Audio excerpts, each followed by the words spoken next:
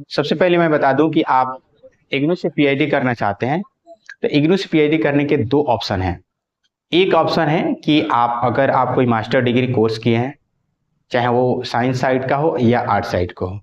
अगर आप master degree का कोर्स किए हैं और 55% से हैं तो आप पीएचडी के लिए अप्लीकेबल हैं, यानी कि फॉर्म भर सकते हैं। और बात करते हैं कि उसमें कुछ रिलैक्सेशन भी है, कुछ ओबीसी या अदर कास्ट के लिए, तो उसमें आपका 50% है, मास्टर डिग्री से कंप्लीट है तो आप पीएचडी के योग्य हैं, आप उसका फॉर्म भर सकते हैं और आप पीएचडी के एडमिशन के लिए अप्लीकेबल माने जाएंगे।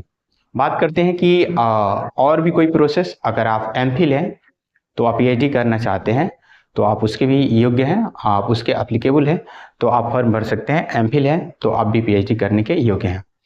एक तीसरा ऑप्शन है, तीसरा तरीका है कि अगर आप 4 ईयर का कोर्स किए हैं जो मास्टर डिग्री के बेस पर है और 75% से आप पास आउट हैं तो आप उस पीएचडी करने के योग्य हैं, यानी पीएचडी कर सकते हैं। तो ये 3 प्रोसेस है, 3 तरीके से आप जो है 3 कोर्स किए हैं, तीनों में से कोई एक कोर्स किया है।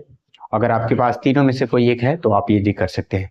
बात करते हैं कि कोई और ऑप्शन है जी, तो बिल्कुल ऑप्शन है। अगर आपने कोई सीएसआर नेट का एग्जाम दिया है, साइंस साइड के हैं तो, या यूजीसी नेट का एग्जाम आपने दिया है, अगर आप उससे पास आउट हैं तो आप उसमें आपको पीएचडी के लिए कोई फॉर्म भरने की आवश्यकता नहीं है, डायरेक्ट आपका इंटरव्यू होगा, उसी इंटरव्यू के द्वारा आप उसमें पीएचडी एडमिशन ले सकते हैं।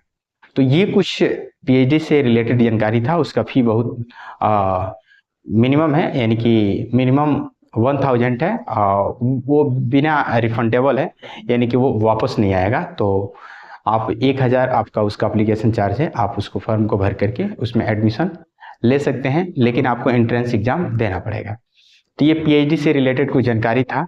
बाकी कुछ सिलेबस और चाहिए, कुछ उसके बारे में और जानकारी चाहिए तो मुझे कमेंट करके बताइएगा, मैं इसकी जानकारी और शेयर करूंगा। वीडियो कैसा लगा कमेंट करके बताइएगा। चैनल पर पहली बार है तो सब्सक्राइब जरूर करिएगा। बहुत